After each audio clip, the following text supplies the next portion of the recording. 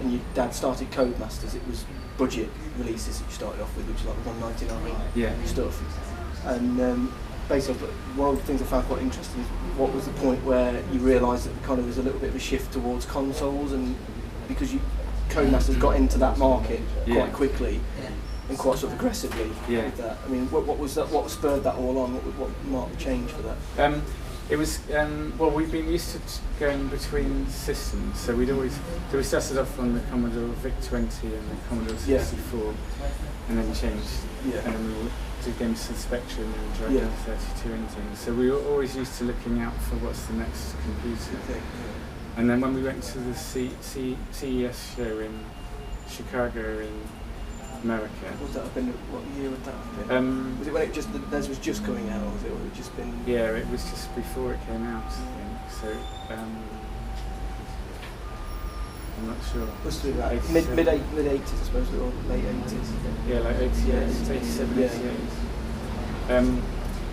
It was definitely before 89, because that's when we launched the game Genie on the Game Boy. So I think it's about 87. And they had the show. So the whole industry used to go to this show every 6 months in Chicago and Las Vegas. And then everybody was excited because the Commodore Amiga was there, and everybody was excited how amazing it was. And then there was this little Japanese company called Nintendo who had this funny little console with duck sheets. Like a VCR. And it had duck sheets, which looks quite basic. It's quite fun, but it's like very basic graphics. And because all the big retailers were there, like Toys R Us and people like that, they'd got their fingers burned from Atari. When Atari collapsed, they had like 1 million ET cartridges that they had to bury in the desert. Which they're digging up, apparently. Have you heard of this? Somebody's going to find they're going to go. I wonder if they'll find anything. That's the big question, was it? Because it's always an urban myth or whatever. They should get that time team to... Tony Robinson,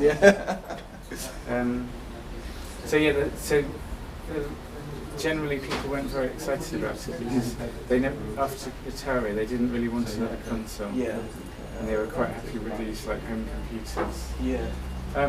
So we kind of thought, oh, that's interesting, but we just ignored it. And then by the next show, like 6 months later, they'd managed to get, I think it was Toys R Us in New York, they'd said, if we do like a local TV advertising campaign, will you list it here? And they listed it. And it sold really well. And over the next few months, it basically took off across America. So when we went back to the next show, Nintendo was just everywhere. And if you just, even if you just stopped at a petrol station, they were selling Nintendo games. That's penetration in the market, I suppose, isn't it? So we just thought it's gone really mass market, and it's games at that stage were still quite niche generally. So we thought basically it's just a machine that we have to be involved with. And then we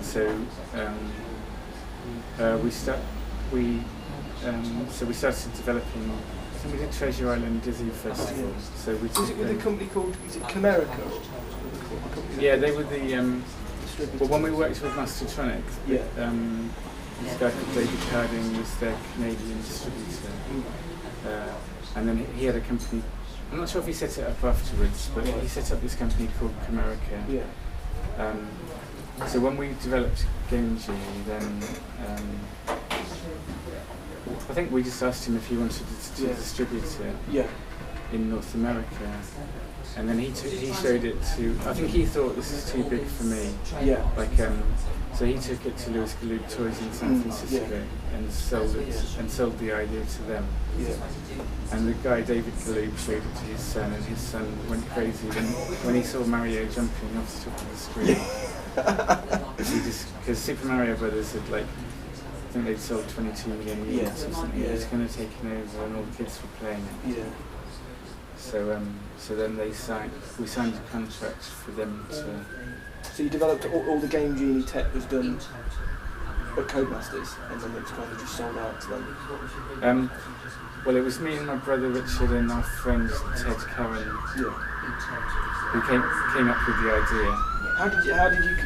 Is it an easy idea? Because even to me now, I had one at the time, and it was mind-boggling for a kid to think, this is kind of like tapping into the code of the game and changing things. It's just incredible at the time. How did you? Was it a difficult thing to do, or did you just sort of come? Yeah. Well, we used to when we were making the games, we were always trying to make them to add innovative features. Yeah. So when we launched BMX Simulator, we thought, how can we make this game better? Why don't we add? Most games were like 2-player, so we thought, let's make it 4-player. Yeah. So we had 2 people on the keyboard and 2 people on the joystick. Yeah. And we marketed it as the first 4-player game on Commodore 64. So when we were doing Nintendo, we were trying to do Nintendo games, and we were thinking, how can we make?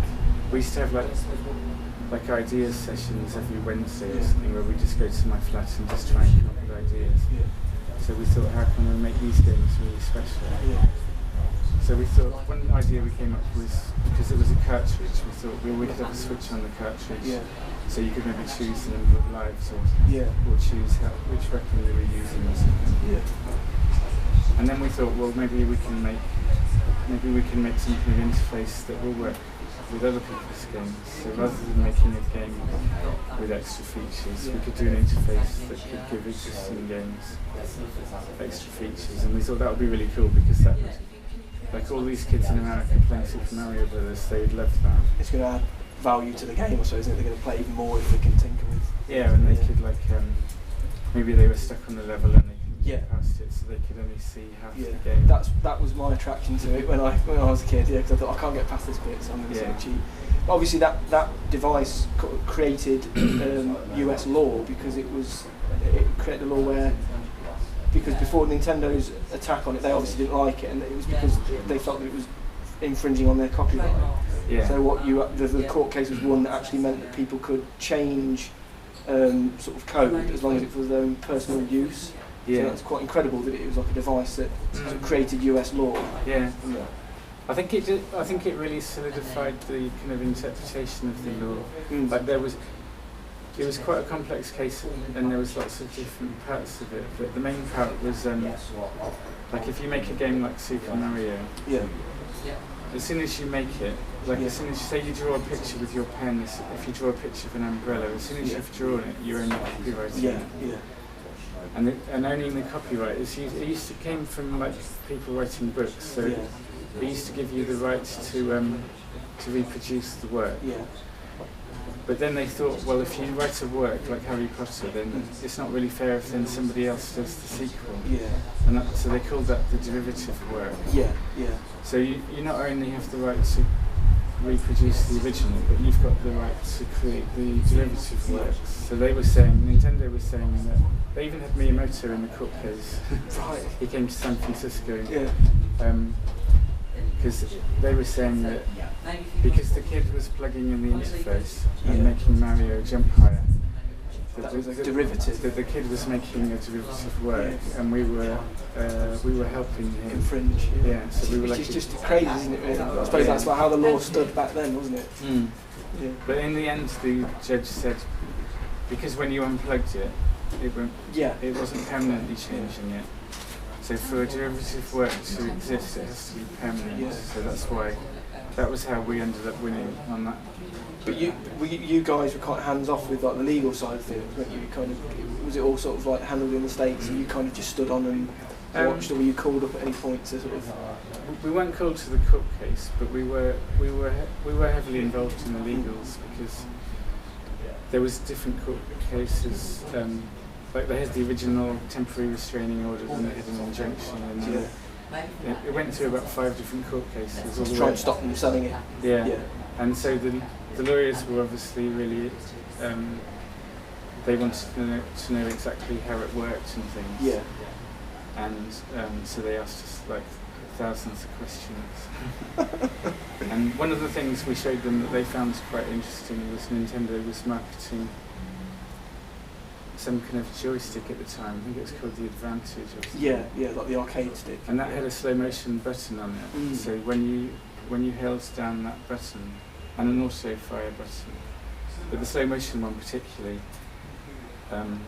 because Nintendo had authorised the product, and then it was doing the same thing basically, because it was slowing down the game.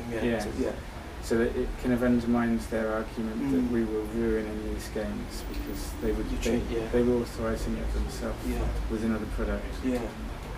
it's a fascinating part of history, really, because what amazes me is how many court cases Nintendo were involved with back in the days of the NES. It just shows how big a product it was because they were kind of involved in all these different things.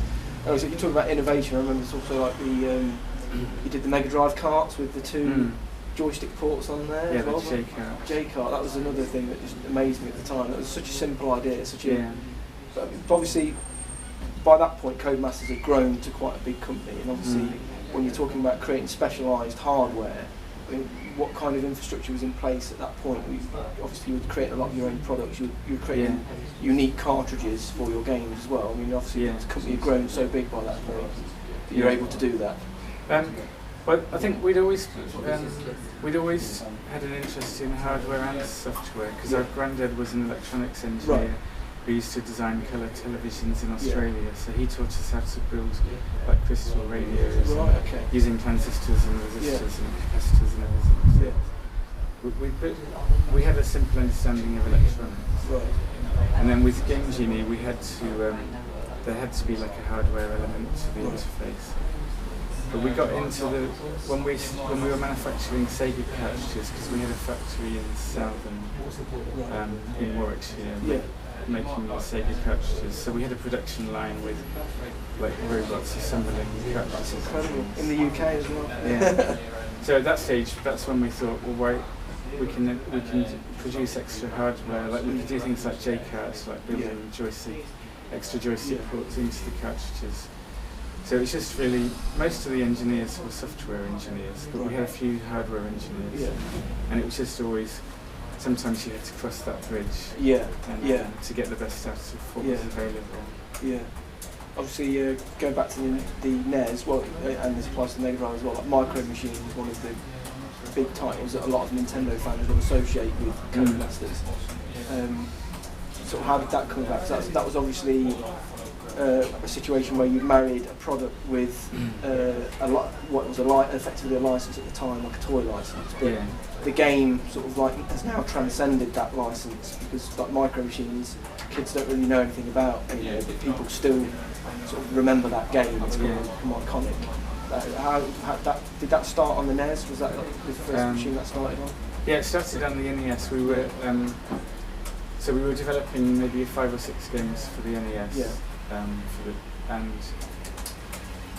then we had porta cabins, because the company was expanding so quickly. This was still in Warwickshire, was it? Still, So we had like 6 porta cabins in the garden, and in one of them was Andrew Graham, and he was working on this game called California Beach Buggies. Oh right, So it was just a game where you had the same car, but you were just, when you were jumping over sand dunes and things. Like if you heard of like Baja racing, that kind of thing. So when you'd go into the air, you could turn, and then when you landed, you skidded. So he's quite a perfectionist. So he was fiddling around with this for a few months. And while he was doing that, we were negotiating with Lewis Galoob with Game Genie. So then they licensed Game Genie from us. And so while we were in San Francisco, they were selling us the idea of, like they were saying, we make more cars than Detroit. Right, They're the biggest car manufacturer in the world. They're only little cars. Cheating a little bit. So they were telling us about how massive, I can't remember how many, but they were selling when I was a kid, Micro Machines, everybody had them. So so they were selling like tens of millions a year. So I think, so then we said,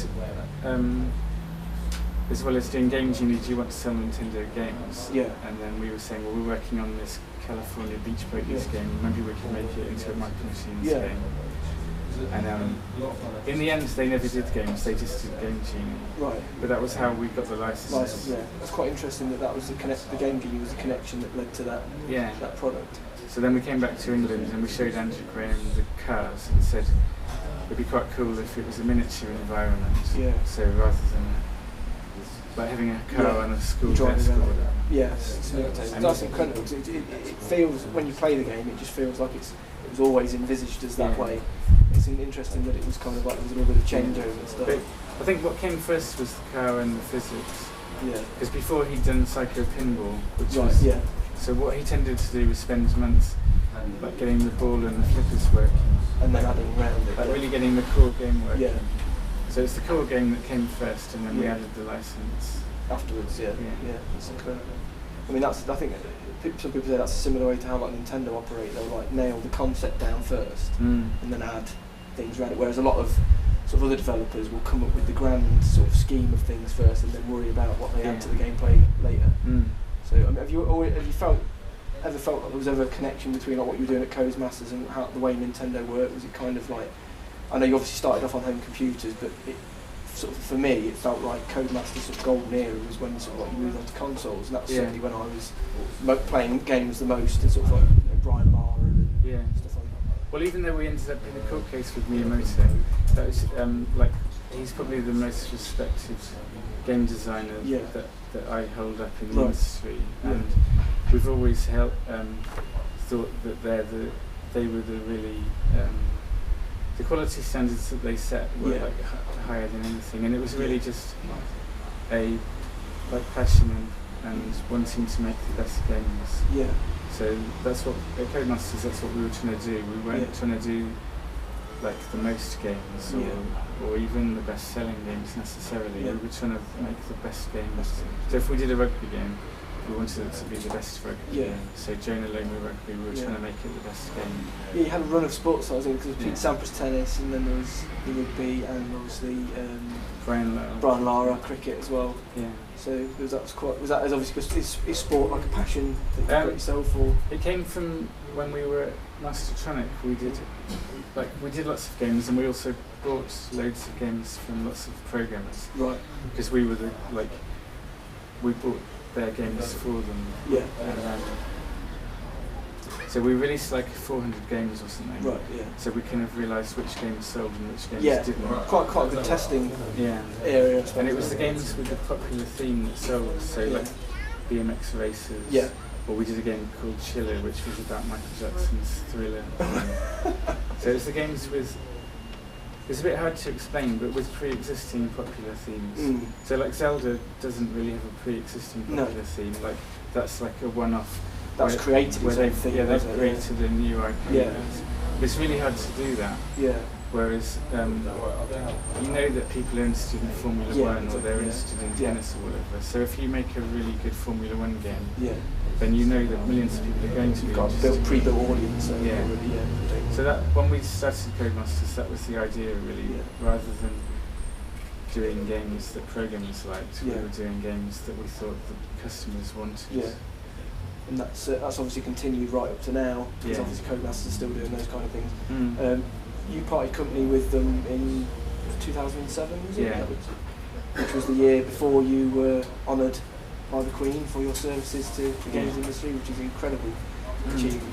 But how when you left the company, what was kind of like was it just that the company had become something different to how it was previously, or is it just you felt you wanted a fresh challenge?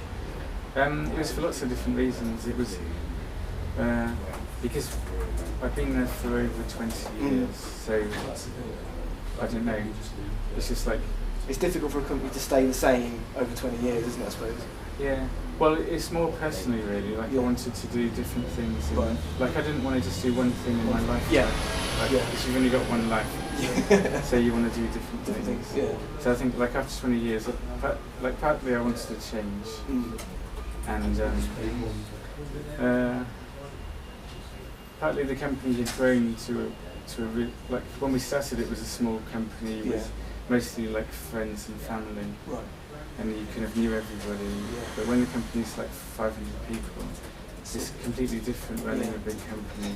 And for me, I ended up spending most of my time like in meetings, whereas the thing I like most is designing games and being working with developers.